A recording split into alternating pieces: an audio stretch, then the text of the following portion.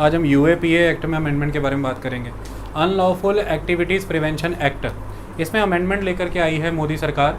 Amendment क्या है, act क्या है, क्यों आया था, समझना बहुत ज़रूरी है। अगर हम चीज़ों को नहीं समझते हैं तो जनरल स्टडीज़ पेपर 3 जिसमें इंटरनल सिक्योरिटी इंपॉर्टेंट टॉपिक है, और इसके अलावा भी अगर आप गवर्नमेंट इंटरवेंशंस, गवर्नमेंट पॉलिसीज़, इन चीज़ों को समझे तो ये टॉपिक्स आते हैं। चलिए समझते हैं सिचुएशन को। टॉपिक का नाम लिख देते हैं ताकि आपको समझ आ जाए। अनलॉफुल एक्टिविटीज़ प्रिवेंशन एक्ट, तो मैं डेट डाल देता हूँ 1967। लगभग 50 साल पुराना एक्ट है ये, कोई नया एक्ट नहीं, कांग्रेस की ही लीगेसी है ये मैं आपको क्लियर कर दूँ। शुरुआत मानते हैं और चीज़ों को समझते हैं। देखिए 26 जनवरी 1950 को हमारे देश पे संविधान लागू हुआ, एनफोर्समेंट हुआ कॉन्स्टिट्यूशन का। ये डेट सभी को पता है, इसे हम रिपब्लिक डे और गणतंत्र दिवस के तौर पर मनाते हैं। संविधान में कुछ चीज़ें पहले से एन्यूमरेटेड थी जिन्हें हम मौलिक अधिकार, फंडामेंटल राइट के तौर पर जानते हैं। देखिए आज आपकी जो लाइफ है ना, इस लाइफ में कुछ चीज़ें मौलिक हैं, फंडामेंटल हैं। एयर आपको चाहिए, वाटर आपको चाहिए, फूड आपको चाहिए। It is very much fundamental for your life. Without them there will be no life. Likewise if there will be लोकतंत्र, if there will be constitution, तो फिर जिनका लोगों का तंत्र है उनके लिए कुछ बुनियादी, कुछ मौलिक अधिकार तो चाहिए थे, जो they are very fundamental for the social, economic, political and cultural growth of any person. They are very fundamental, that's why they are called fundamental rights. तो हम उन्हें फंडामेंटल राइट्स कहते हैं, मौलिक अधिकार कहते हैं। इसमें 2 आर्टिकल्स की बहुत बड़ी बात होती रहती है, आर्टिकल 19 और आर्टिकल 21। जब हम आर्टिकल 19 और 21 की बात करते हैं तो आर्टिकल 19 फ्रीडम की बात करता है, जितनी भी आपको आज़ादियाँ मिली हुई हैं। आर्टिकल 21 राइट टू लाइफ की बात करता है। जब हम फ्रीडम की बात करते हैं तो फ्रीडम ऑफ स्पीच है, फ्रीडम ऑफ एक्सप्रेशन है, freedom of non violence assembly है, freedom of formation of political parties, associations, any trade unions, any groups, freedom है, फ्रीडम ऑफ पीसफुल प्रोटेस्ट है। ये सारी चीज़ों की आज़ादियाँ ही लोकतंत्र को खूबसूरत बनाती हैं।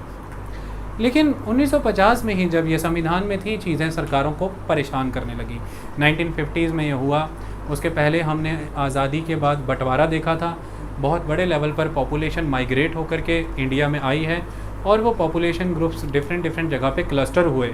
उनके अधिकारों को आगे रखते हुए कई तरह की लोकल रीजनल पार्टीज़ फॉर्म हो रही थी, कई तरह की एसोसिएशंस, ऑर्गेनाइजेशंस फॉर्म हो रही थी, जिनको कई विदेशी ताकतें अपने फेवर में ले लेना चाहती थी, क्योंकि इस समय रशिया का सोशलिज़म, चाइना का कम्युनिज़म और ब्रिटेन की वो मंशा जिसमें वो भारत को छिन्न भिन्न करना चाहता था। इन सारे थॉट्स के बीच में कंट्री में पॉलिसी मेकर्स को ऐसा लगता था कि इस तरह की डिसरप्टिव प्रोविजंस जो हैं अगर मिसयूज़ कर लिए जाएंगे लोगों के द्वारा, तो ये बड़े लेवल पर डिसरप्ट कर देंगे फंक्शनिंग ऑफ द गवर्नमेंट को और कंट्री को। तो ये सारी चीज़ें कंट्री में एग्जिस्ट कर रही थी।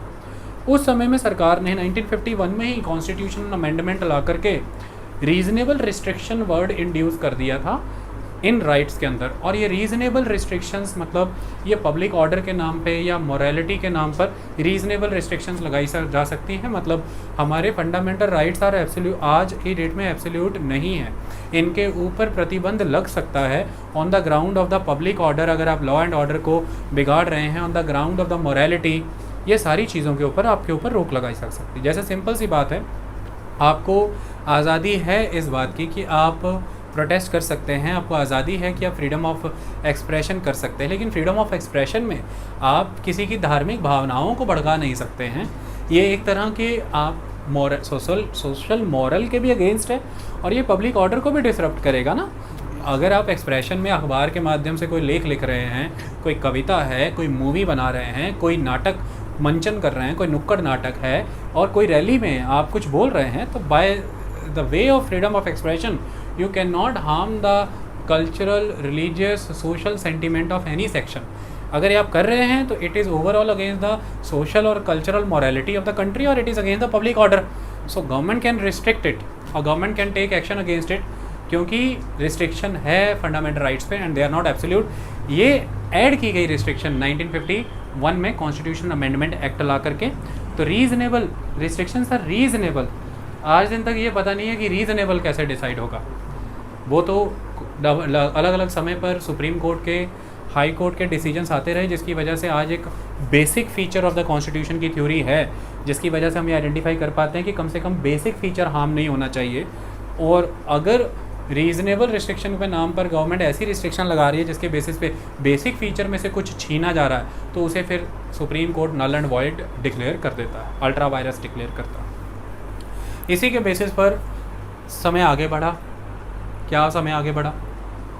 अब मान लो मैं हूँ और मैं 1951 के बाद कोई ऐसा एक्सप्रेशन, कोई ऐसी पार्टी, कोई ऐसा एसोसिएशन, कोई ऐसी असेंबली कर रहा हूँ जिसके तहत ये तो तय हो गया कि मैं रीजनल रिस्ट्रिक्शन ग्राउंड के अगेंस्ट जा रहा हूँ, बट मुझे किस बॉक्स में रखा जाए, मैं कौन सा क्राइम कर रहा हूँ, ये तो डिसाइड ही नहीं हो रहा।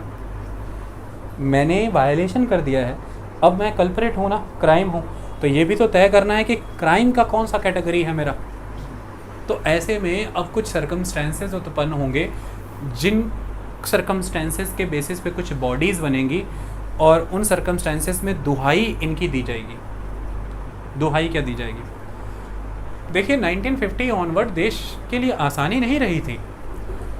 देश जब आज़ाद हुआ है तो सारी प्रक्रिया जो है इस तरह से हुई है कि जो अर्स्टवाइल ब्रिटिश रूल का इम्पैक्ट दिखता है, Bombay presidency, Madras presidency, Bengal presidency, Madras presidency, Andhra Pradesh, Tamil Nadu, Karnataka, Kerala, कितना बड़ा एरिया लेके बैठी थी, कितनी जोग्राफिकल डाइवर्सिटी है, कितनी लैंग्वेज डाइवर्सिटी है, cultural, religious, look at the diversity, Kannada, Malayalam, Tamil और तेलुगु, कितनी भाषा लोग हैं।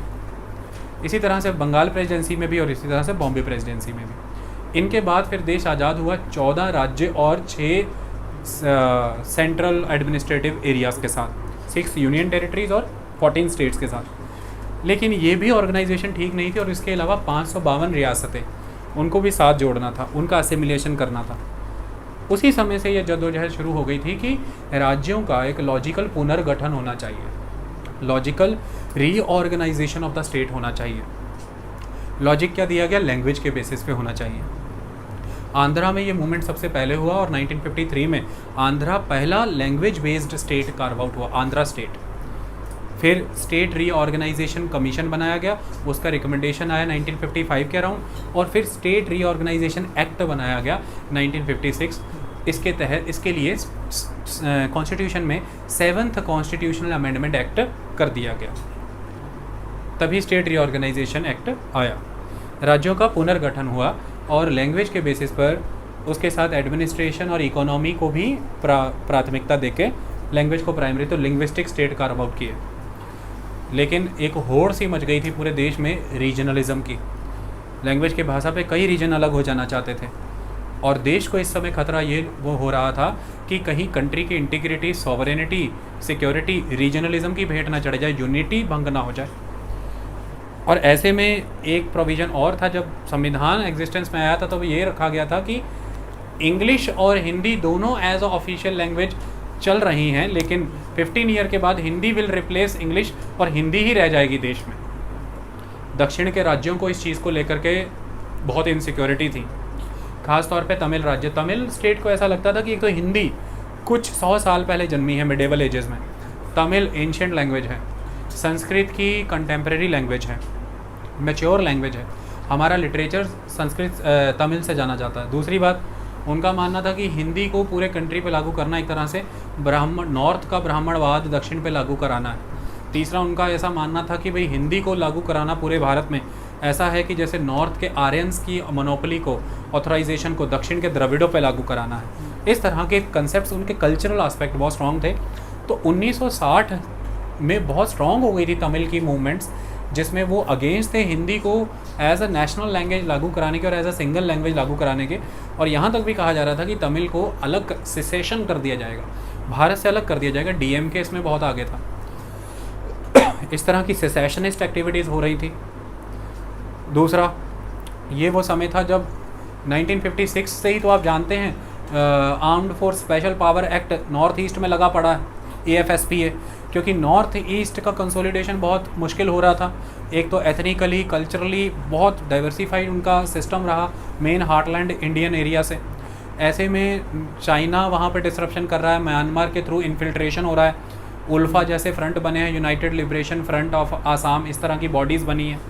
आतंकवाद था वहाँ पर, ऐसा एक्सट्रीमिस्ट बॉडीज़ एसोसिएशन विंग वहाँ पे बन रहे थे। दक्षिण में सेसेशनिस्ट एसोसिएशंस बन रही, नॉर्थ ईस्ट में इस तरह की एसोसिएशंस बन रही, अलग हो जाना चाहते हैं, रीजनलिज्म इतना स्ट्रांग हो रहा है। ऐसे में 1962 का युद्ध होता है और 1962 के युद्ध में कुछ पत्रकार, कुछ सिविल एक्टिविस्ट, इन पर यह आरोप लगे कि ये बॉडीज़ माओ थ्योरी के इन्फ्लुएंस में चल रही हैं और ये चाइना का समर्थन दे रही हैं, भारत की इमेज को ख़राब कर रही हैं इंटरनेशनल लेवल पर। ये सारी चीज़ें चलती रहीं। अब कुल मिलाकर के ये सारे इवेंट हो रहे थे। ऐसे में गवर्नमेंट ऑफ इंडिया ने ये कंसिडर किया 1962 के अराउंड आकर के कि हमें कंट्री की इंटीग्रिटी के ऊपर बहुत बड़ा अटैक हो रहा है, तो इसलिए कंट्री में एक बॉडी थी नेशनल इंटीग्रेशन काउंसिल, उसके तहत ये काम सौंपा गया और उसने कमेटी फॉर्म की, the committee on national integration and regionalism, जिसकी रिकमेंडेशन के बेसिस पर ही फर्दर 1963 के अंदर एक कॉन्स्टिट्यूशनल अमेंडमेंट एक्ट लाया गया, जो constitutional amendment act finally president की मर्जी से 1967 में इन्फ्लुएंस में आया। ये था 16th कॉन्स्टिट्यूशनल अमेंडमेंट एक्ट और उसके तहत प्रोविज़न है ये UAPA का, अनलॉफुल एक्टिविटीज़ प्रिवेंशन एक्ट।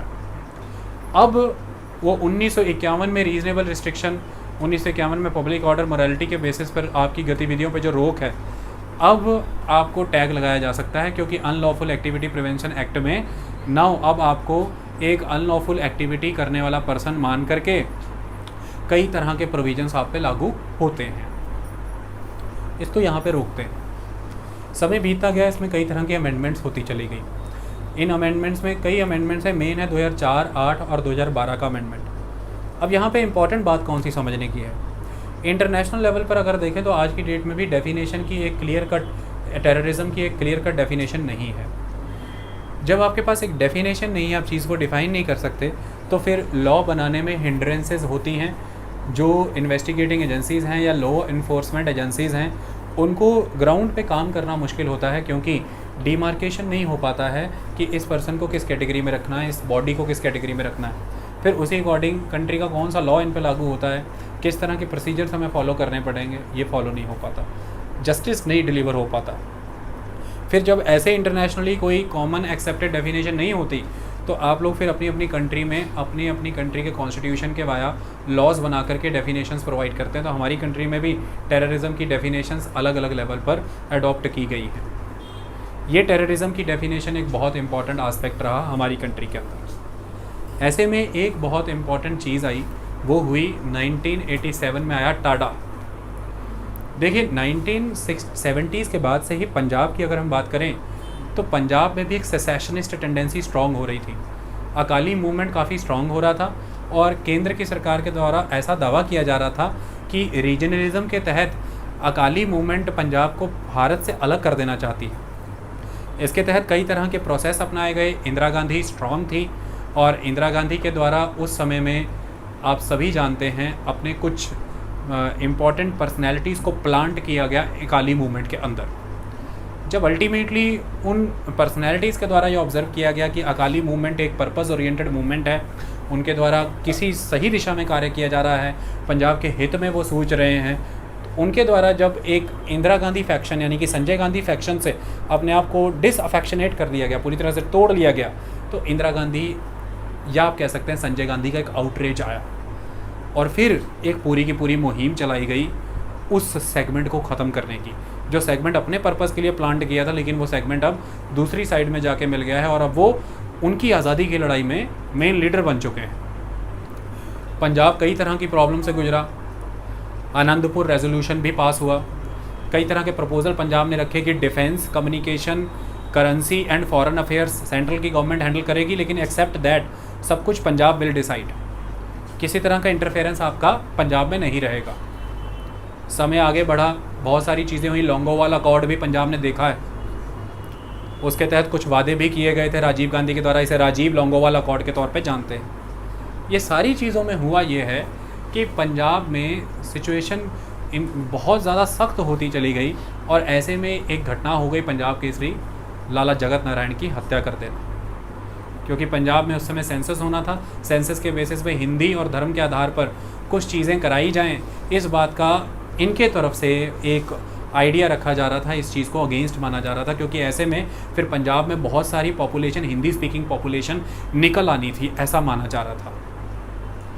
ऐसे में जब इनकी हत्या हो गई और उसके बाद सख्ताई कर दी गई सरकार के द्वारा, संजय गांधी एक्शन में आया, तो फिर कई तरह के कांड हुए। आपको पता है, कपूरथला जाने वाली बस और बाकी आह्वान दे दिया गया नेशनल लेवल पर कि जितने भी हिंदू हैं पंजाब से निकले, और सिख अदर स्टेट्स में थे तो वहाँ के लोगों ने ये कह दिया कि आप पंजाब जाइए। तो हिंदुओं का पंजाब से पलायन और सिखों का भारत से पलायन पंजाब की तरफ बहुत फास्ट हो गया, या चीज़ें बहुत फास्ट हो गई। ऐसे में कहा जाता है कि एक लेवल इंटेलिजेंस पाकिस्तान का भी रहा और फाइनली फिर वेपन्स कलेक्ट होने लगे, और वेपन्स एक बहुत ही प्रिस्टाइन रिलीजियस श्राइन जो एक पर्टिकुलर रिलीजन से कनेक्टेड है पंजाब में, वहाँ पर एकमुलेट किए गए।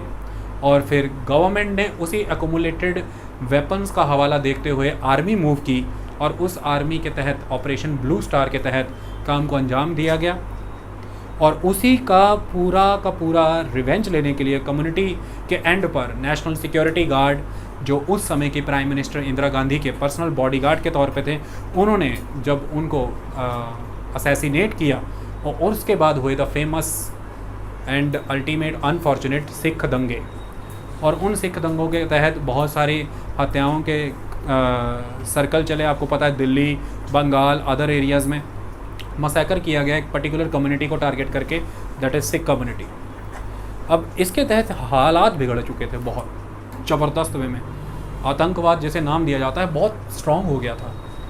इसी समय 1985-86 फैजाबाद सेशन कोर्ट का फैजाबाद डिस्ट्रिक्ट कोर्ट का डिसीजन आ गया राम मंदिर को लेकर के, और ये कहा गया कि ताले खोल दिए जाए बाबरी मस्जिद राम मंदिर के। राजीव गांधी को इस समय दिख रहा था कि एक तरह से हिंदू सेक्शन कुछ समय से थोड़ा डिसअफेक्शनेट हो गया है, इसे साथ लेकर के आना, राजीव गांधी ने उस नियम को अमल में लाने की बात कर दी। ताले खोले गए, उससे भी बड़ा उपद्रव उत्पन्न हो गया, ये सिचुएशन भी फिर कंट्रोल नहीं हो रही। तो फिर फाइनली 1987 में टाडा बना दिया गया। टाडा बनाने का मुख्य कारण था, भारत में एक बॉडी एग्जिस्ट कर रही थी, LTTE, liberation of Tamil tiger Eelam. इनके सरगना हुआ करते थे मिस्टर प्रभाकरण। अगर आप आज श्रीलंका जाएं तो श्रीलंका में आपको जो श्रीलंका का नर्दर्न एरिया है, जाफना पेनिनसुला एरिया, उसमें आपको एक चीज़ नज़र आएगी कि जब अंग्रेज़ों के समय में टी कल्टीवेशन के लिए या फार्मिंग प्रोसेस के लिए इंडिया से लेबर, इंडेंचर्ड लेबर श्रीलंका भेजी जाती थी, वो लोग वहाँ जाकर के सेटल हो गए, और वो मोस्टली तमिलनाडु से ले जाए गए लोग थे। अब उनकी एथनिसिटी इंडियन तमिलियन है और उनकी लैंग्वेज जो है वो भी तमिलियन है, लेकिन श्रीलंका में लंबे समय से बुद्धिस्ट और उनकी लैंग्वेज सिंगली है। जब श्रीलंका को अंग्रेज़ों से आज़ादी मिली तो उन्होंने सक्सेसिवली कुछ एक्ट ऐसे पास किए जिसमें सिंगली लैंग्वेज को प्रमोट कर दिया, तमिलियन को नहीं।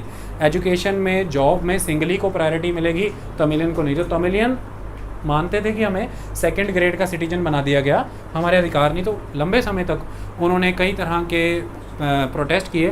फिर बाद में वायलेंस प्रोटेस्ट भी हुए, जिसमें कई तरह की सिविल और गवर्नमेंट अथॉरिटीज़ को असैसिनेट किया गया श्रीलंका में, और ये बहुत लंबा चला। और ऐसे में वहाँ पे जो ग्रुप उत्पन्न हुआ था वो लिट्टे ग्रुप था।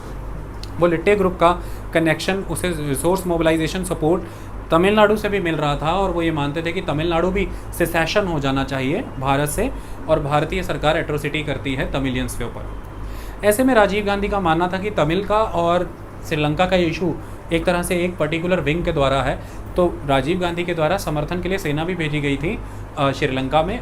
लिट्टे को क्रश किया गया, और अब सब जानते हैं कि राजीव गांधी की हत्या कैसे हुई है, किन्होंने की है, कौन औरत थी वो, और बम कैसे फूटा, मुझे बताने की ज़रूरत नहीं। तो ये भी एक चल रहा था लिट्टे का प्रकरण, पंजाब सेसेशनिस्ट प्रकरण, फैजाबाद कोर्ट का डिसीजन, ये सारा कुछ देखते हुए 1987 में टाडा आता है, terrorist act and disruptive activities act.